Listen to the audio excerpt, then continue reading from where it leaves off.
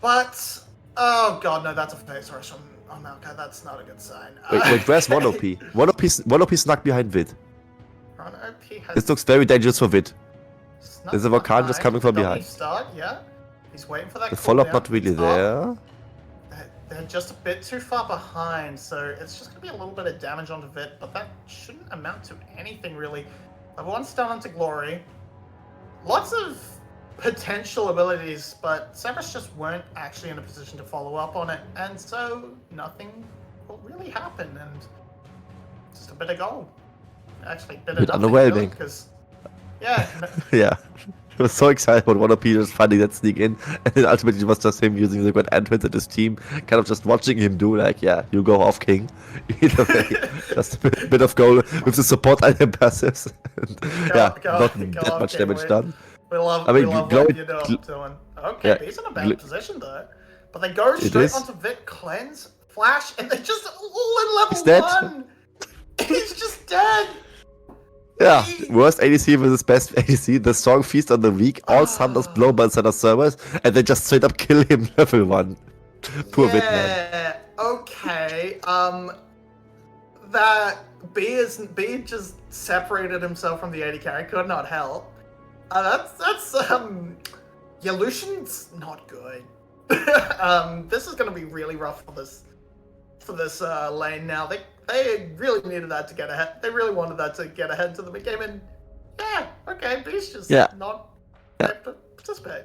Yeah, not respected the good entrance on Volcan over there, and gotta say, like I like to play devil's advocate for many things, and Lucianami in general is one of them, especially with now the focus being shifted towards more of a scaling bot lane, where it really spikes on Gale Force plus Imperial Mandate, and going with the first strike plus Airy route instead of like Electrocute Nami, which you could do beforehand. So them going even to the mid game would have been fine in my opinion. But now they just fall behind against Saya Volcan, who are far from weak at that stage of the game.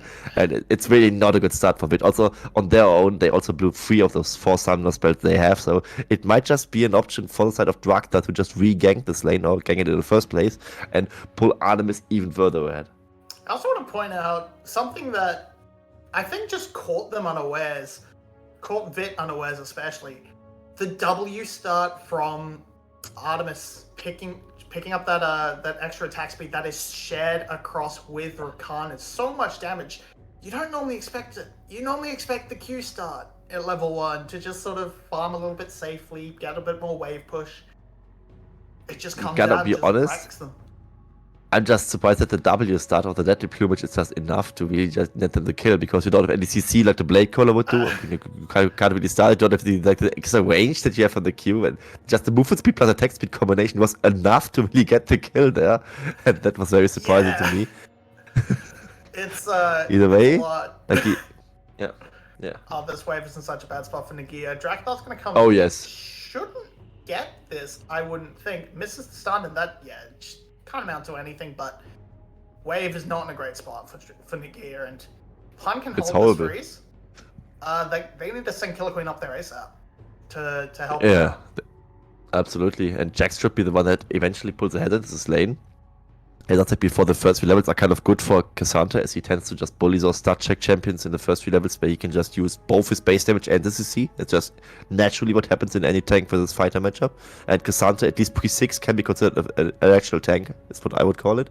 Then he just decides to be a fighter for some minutes or for some seconds if he just presses his R button. Either way of that, we see Yano in the mid lane, farming evenly against the Jace. And Annie usually very weak at the first 3 levels, especially in the mid lane, and so far Yano far from having problems here.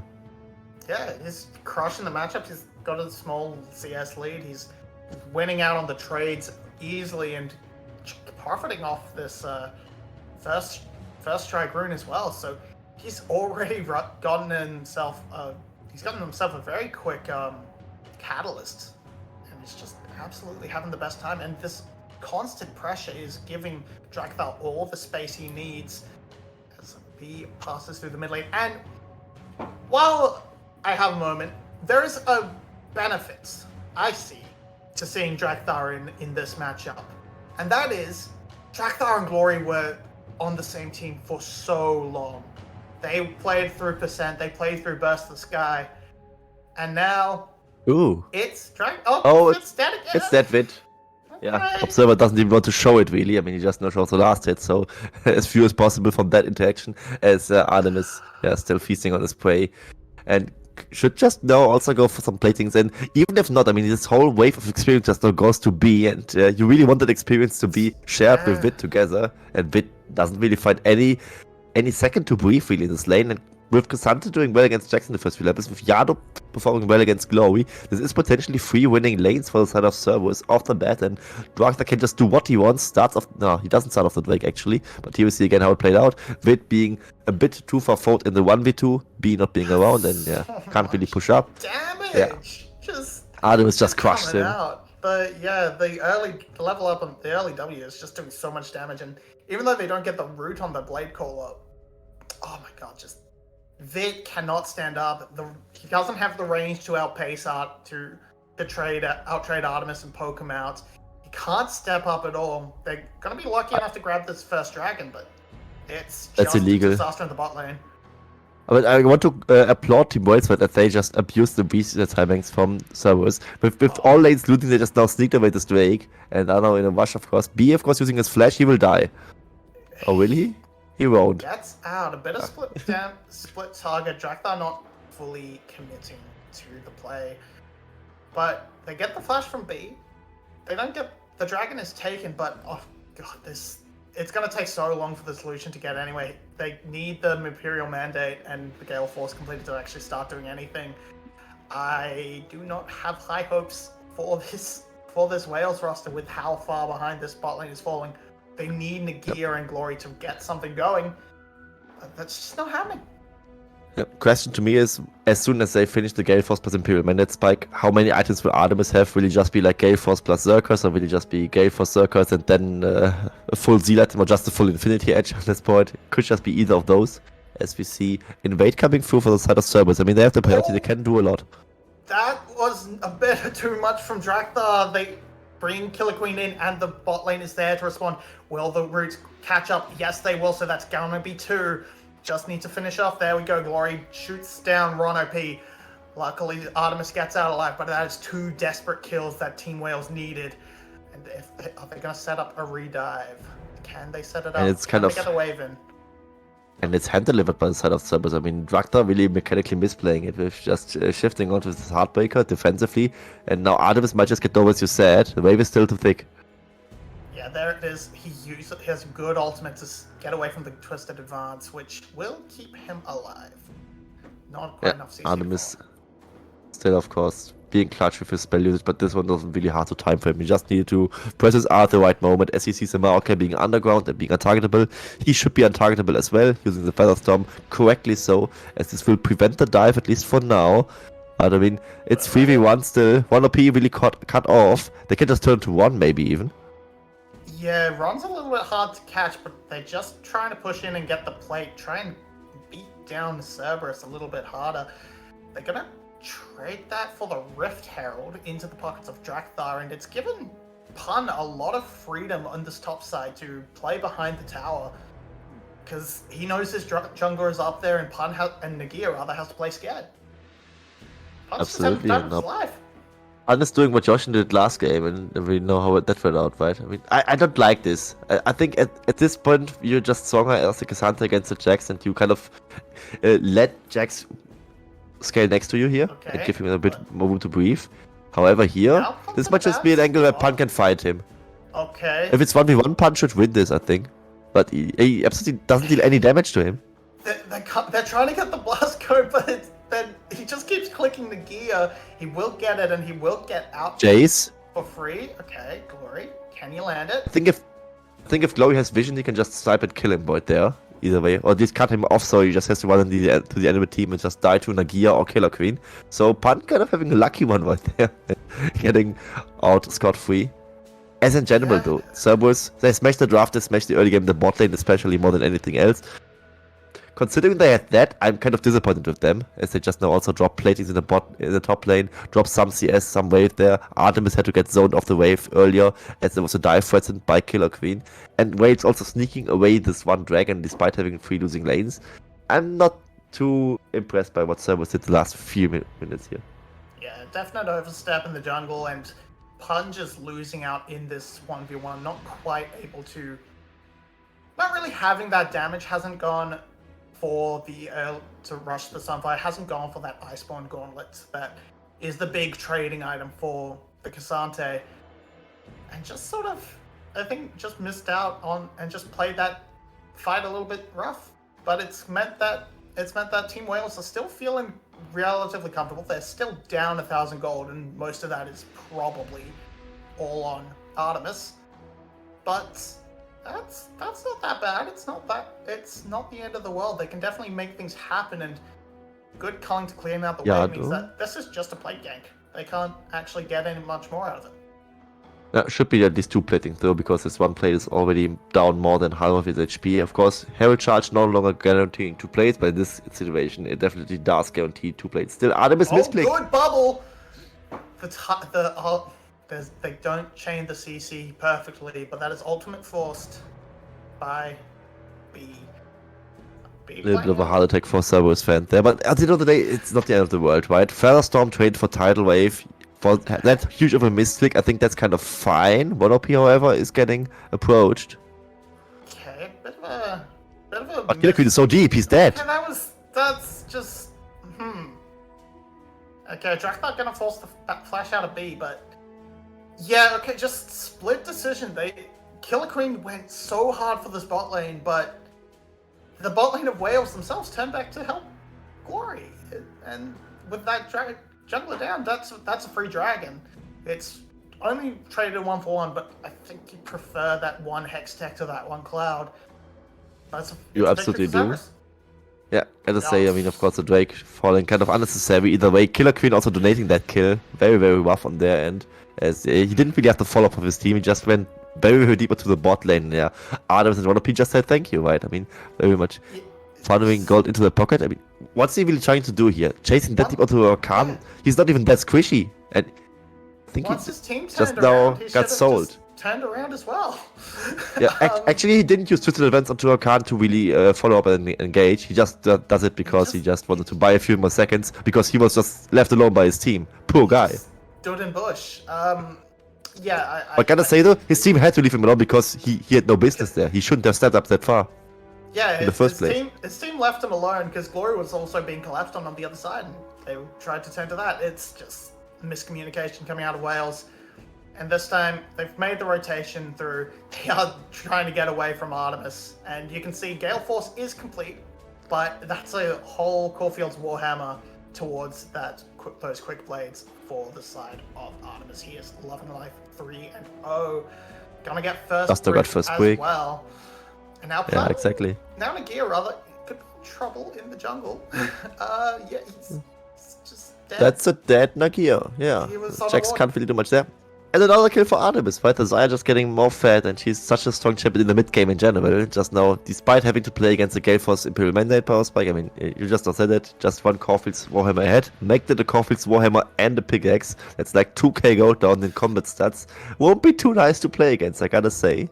And might just be the one crux that teammates really have there. They are overall an equal or better team than Cerberus, but I mean, they have fit against Artemis. It's very hard to play against it here. You just see how quickly you can really punish this Jax with Zaya or Khan at this point of the game. And we saw the vision circle as well. Yeah. They had no idea it was coming, but he was sitting on a ward, and very little he can do. And now they can just bully up the mid lane, and there's no hope for Team Wales. That's 2 big towers taken down for the side of Cerberus, and they shall have full control over the map now. Especially this beyond the Nami. Yeah, beyond the Nami, no summoner spells. Yeah, nothing they can't really do. I mean, B has to be constantly scared that he gets collapsed on by literally anything, right? He can easily get off as a Nami. He's squishy, immobile, doesn't have any summoner spell, can easily be picked off. And of course, Cerberus knows this one. They will start off this second Rift Herald, or will just now have a little bit of a look and see what the reaction from Team Wales will be, because, I mean, if they get a fight instead of the Herald itself, they are probably even more happy with that, as right now they are just ballooning their gold lead. Almost 4,000 golds is what they are ahead, and I mean, especially with this ADC difference, it will be very easy to play for them, as just now we also saw, I think it was the experience tab, showing that Yado is ahead of everyone right now, and we also addressed this one, right? He got a very comfortable start, winning lane against the Jace a little bit, Jason getting funneled 2 takedowns, but still, he got to start off his Word of Ages soon enough. It's already starting to stack this one, and he will be one hell of a presence in these team fights. If he just gets a good Tibbers onto either B or Vid, it might just win them the game over there. Okay, they're not going to get in there in time, so that's a free Rift Herald, and that can do so much damage now for Cerberus. They're in full control. Vit is not going to continue to do very little damage as he builds towards this rapid fire cannon. It gives you that range to do Lucian things, but you just won't have the real damage to make that pick, in my opinion. So this is just going bad from worst. And yeah, gotta say about this Rift Herald, it looked a bit flippy, but Rift Herald is actually less flippy than the Baron itself, right? Because if you control the Rift Herald area and you know where the eye is really going, the auto attack perk on the eye is stronger than Smite itself. So as long as you control the area around it, Killer Queen, even with Smite, has very low chance to even steal it one away. So Cerberus playing that one out cleanly, despite it looking a bit fishy that Killer Queen could approach so closely. And with that, Cerberus, very dominant mid-game so far from them. Next wave spawning in 40 seconds, and this should be theirs. Yado, however, he should be very careful as his Tibbers gets focused down. If he steps too far forward, he just gets dove. Tibber's just such a good zoning tool, just means they can't crash that wave properly into the tower. They can't set up anything with Killer Queen. Oh, Yado? If he oversteps, he doesn't have Tibbers, he doesn't have the stun available just yet, so the tower will be taken down, but in the mid lane, Artemis is doing much the same with a Rift Herald. They just get cracked mid lane tier 2 of that. Yado bought so much time, but of course he loses the turret at the end of the day, but to such a great effect, right? Tier 2 turret falling down, this should be on the way back, the second Drake for Cerberus. It's just worth. I mean, this top lane other turret was falling at some point anyway, and Yado still buying so much time. Very useful for them. As also, we can address the item build for Drugthar right now. He went neither the Divine Thunder or Sterox build nor the crit build. He went Black Cleaver first, just due to the fact that Black Cleaver right now is just such a stat efficient, gold efficient item. Yeah, just to see where he rounds it out. I would trend to thinking maybe with that we will see the Divine Sunderer as the follow-up, but yes, hey, there's so much options. For all he has now is 2 long swords, which can be just about anything you want it to be. Team Wales, they're just struggling. They need to find something. Where do they attack? Because Cerberus just covered their ankles extremely well. They do, and there's not really any target you can easily focus down, but the Rakan for support is at least a little bit of tanky. This Artemis is Artemis. I mean, he's just playing out of his mind as per usual. Has all of his summoner spells up, has Gale Force, has the Feather Storm. You can't just catch him in one go, and even with what damage do you even kill him? I mean, Vit on his own right. I mean, he's on the Gale Force Imperial Mana Power Spike, but got Rapid Fire Cannon as a second item, so his overall damage outpoint is not that much to write home about, as he just goes for the utility longer range auto attack to really get any damage going on, but this alone won't carry you the team fight. Maybe even Yado is the one who can easily attack the easiest, as he with flash up and Tibbers, even with that one, you likely use it offensively, you can at least find an angle to really burn down the squishy Annie. But regardless of that, Team of Wales have very small windows of opportunity to really get anything of a comeback really going on, and Cerberus can just slowly walk it in, get one turret after another, get one Drake after another, and potentially fight the Dragon Soul in less than 10 minutes. Yeah, Drugthar has just been everywhere he needs to be, and Killer Queen has kind of been nowhere. He sort of made one play to punish a Drugthar overstep. Now Nagia, he will spot everyone on that vision plant, but he can't step up. He can't step up.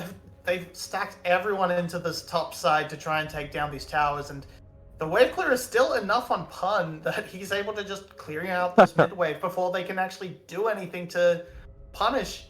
And Glory's too slow. This is just kind of free towers in the mid. It is. And they're just... And their wave clear tools are Glory and Vit, and they are just somewhere else. Can they punish? No, they cannot. It's Killer Queen is in the no man's land. Okay. Ron gets caught out a little bit, so does Yado. This should be 1 kill. Stopwatch comes through. Now Killer Queen's in trouble, but Yado gets away with just a little bit. Pun is now deep into it, and Artemis just gets to walk forward and do so much damage. That was it was perfect wraparound. but they don't have any damage. They're just so far behind. They can't kill anyone. They killed Yado, but Yado's a tanky boy with that rod. Yeah, one of ages and the Molten Shield as well. The setup was actually kind of bad by Cerberus, but they still won it because they were just so far ahead already. Now it's not the Baron, but Killer Queen's alive. There's poke from Glory. They can maybe dissuade the Baron. They aren't going to get the kill. Artemis. Gabba? Okay, Artemis is too fed. This is frankly unfair. Yeah, it's really unfair because I think Team Wales' macro wasn't even that bad in that situation itself. I mean, they have to do something against the Baron. They all chase into the Zarya and then just get run down by Artemis Blade Caller. But here we see the setup from the other fight. As Killer Queen, now I called him being in no man's land, but he actually gets onto 1 OP. And then Yado's kind of out of position as Team Wales actually managed to regroup. So I would say that this was far from ideal from Cerberus even. And still, like, Artemis finds the backline access on the AD carry. And with that, even like this suboptimal approach from Cerberus, they still win it, and that's the scary thing, right? They can basically do what they want. Even if they misplay, they still win those situations. Yeah, and this shouldn't really have gone as bad as it did. Killer Queen, Nagia, and Glory. This should be enough to definitely at least dissuade it, but Artemis just, look at that Blade Caller. He just instantly, he just does so much damage. He just does, that's just, it's not fair. And they didn't even chase that far into him. It's Navori Quick Blade scale for Zarya. What can you do? Can we just skip to 13.5 where this champion isn't just the most disgusting thing? Where the nurse for Zarya? Because god damn, alright, like, obviously this is more ahead than usual Zarya because Artemis just absolutely rolled the bot lane from level 1, but they have just played it like you would, I guess, Caitlyn. You just go from tower to tower, take the gold, and they commit 2 alternates and they clear a wave. Congratulations. The best they can hope for is Glory split push. It's a bit rough because Artemis is actually playing Stella, of course, as we are used for him, but Zarya is also massively overpowered on this patch. Yes. It's a little bit of both. And very rough early game from him, and now Artemis can just do whatever he wants. There were so many AD carry bans, but this Zarya goes through. I'm kind of baffled by that one, and also by this draft in general by Team Wales, but we addressed it earlier. They not really have anything to write home about. The Lucian army not really finding any impact whatsoever in this game, at least not positively. And Cerberus just now, they got the inhibitor, they can just easily retreat and pick up the 3rd Drake, which would be their sole point on the way out. And this is now what kind of annoys me a little bit. They kind of gave away this first Cloud Drake for free when they had already winning lanes, and this just now means that they don't have the soul already. Here's my take on it. They should take this Drake, and then take no more, and let the next 2 slide.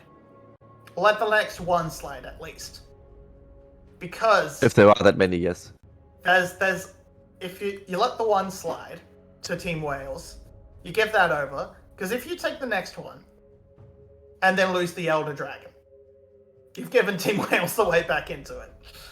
A little bit like what could have happened to Sagan Buffalo last game against Flash, yes. But I gotta say though, if they get the Chem Sword, they would be like 10,000 gold ahead, and there's no way in hell they lose any close to fair team fight at all. Like, I think they can do whatever they want, but I see the point, but don't let Elder even spawn. Don't let the flip exist.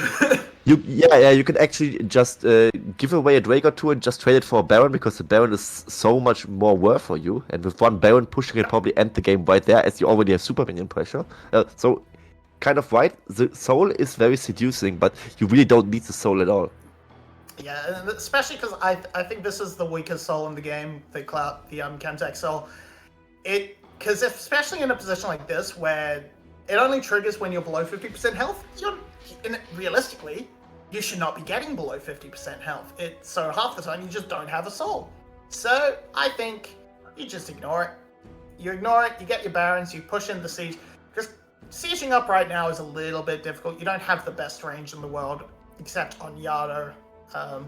So just chill out, get the Barons, and walk it home is the plan from Cerberus and Team Wales. They are just hunting around. They're just poking their heads and looking for someone to overstep, and Artemis is just a beast. She's just done so much damage this game, and He's already picked up that Essence Reaver. He's got he Yeah. doesn't run out of mana anymore. And he is spell swinging like Also crazy. Sheen procs, yeah, I mean you just can do auto spell auto all the time, and what it's even building right now I think it looks like Bloodthirster for me, because you can't just build Infinity Edge on top of a Void, it doesn't work. Either way of that, onto the Camp Soul discussion, whether it's the worst soul or not, I'm not quite fond of that one. Either way, I think every soul is kind of game-winningly strong. They all don't have that 85% plus win rate for no reason. I think they are all very, very strong. Yeah. And either way of that, I think Cerberus can do whatever they want, regardless, right? I mean, of course, I think Camp Soul maybe not the best, as if you get one shot, you just get one shot. There's also the argument against any Ocean Soul or with Cloud Soul that it's no direct combat stats. You don't really have any guaranteed benefit as you would have from a Mountain, Infernal, or Hextech Soul. Regardless of that, I think every soul is very, very strong, and something like Cassandra or this Viego cannot be one shot like ever. So you would have some value. To me, that seems like guaranteed. Either way of that, Baron will be spent 40 seconds. I think regarding the super winning pressure from the bot side, this will just probably be quick Baron pickup from Cerberus, force one teamfighter, one mid lane siege, and then win the game right there. Yeah, we are actually seeing the Kraken Slayer coming through from Drakthar. Most likely, technically, it could still be a Gale Force, but that's not terribly. I'm surprised he's not on 2 items yet. Jungler's life. He hasn't got any kills. If you take a look, you will see that Artemis has taken all of them. 8, 0, I think they can live with that. I don't think he's complaining too much, but this will slow him down on his items a little bit. And I'm still waiting. And he is. Gotta say, Viego is surprisingly squishy for Viego. Here comes Yado. He's just going to drop it onto B, and B is just instantly deleted. Another kill to Artemis. The ultimate comes out from Vip, but it's just soaked by Tibbers. Ronopi is very low, so is Drakthar, but Drakthar gets away with the Heartbreaker. It's just the one kill, but it's a lot blown from Vit. Can Team Wales re-engage? Pun is going to go Artemis. back in, and Artemis is just free hitting onto kill Queen. Queen is dead. Long live the King, and the King is Artemis. They are going to break down the Baron, and that should be lights out for Team Wales. What can they do? They don't have culling. They have to they give it up. Yeah, they have to give it up. I mean, the best bet is probably like an empowered shock blast from Glory, chunking anyone who has been already low before, being dropped down by the resistances debuff and then just dying. But Cerberus isn't dirty like that. They just get the Baron, start off this fight with this DP flank, and I think despite the fact that Cerberus is so far ahead, and this is such a good flank in general, I think Team Wales kind of got away, almost got free with already losing B for now. But here we see again how in this corridor, re-approached by the side of Team Wales, they almost kill one OP, but not quite as here. I'm not quite sure why Team Wales really wants to re-engage this. I think Glory was very, very confident, and then, yeah, him and Killer Queen together thought they could find an angle, but Artemis was ready to the play, can just dish out his feathers. Everything that looks remotely tanky doesn't look that tanky to him. So it will be Killer Queen falling down, Baron as a result, and now the Camp Soul. Cerberus look surprisingly eager to fight this one, so they do not quite agree with your assessment. I don't think Cerberus necessarily wants the dragon. They just kind of want the fight. They might pick up the dragon afterwards anyway, but if it's free, why not take it? Yeah. Yeah. What? Hello, Nagia. Why are you still here? He should be able to get away. Okay, the quickness has been popped by Ronopi, so maybe not. Maybe Nagia will fall down. There he goes. Yeah, just eventually. Maybe give it to Artemis. Why not? I mean, he only has 8 kills or something right now. Yeah, oh, actually, is that his first kill of the game? It might be, right? Yes. I mean, he was 0, 1, and 3 beforehand. It's been Artemis and Yado, the only recipients this far, and now they're just trying to do something, but they can't do anything. Punches eats the whole culling. It doesn't do any damage. Killer Queen is back, and they are going to do as much as they can to pun. That's half a health bar, but Glory is just going to get chunked out as well. 1 tower remains. Artemis is just putting feathers into it, and it will fall too. Nexus exposed. That has to fall down. Team Wales just can't do anything. They aren't even trying that much. I mean, look at their They're just waiting for game 2. Not even a Haymaker, they are mentally done in this game, at least hopefully not the series, but in this game. There was our fountain dive to whop insult to injury, and this one was one hell of a performance. From draft to finish, I gotta say, Cerberus, despite giving away that one Drake and having some rough moments after that, in general, 90% of the time,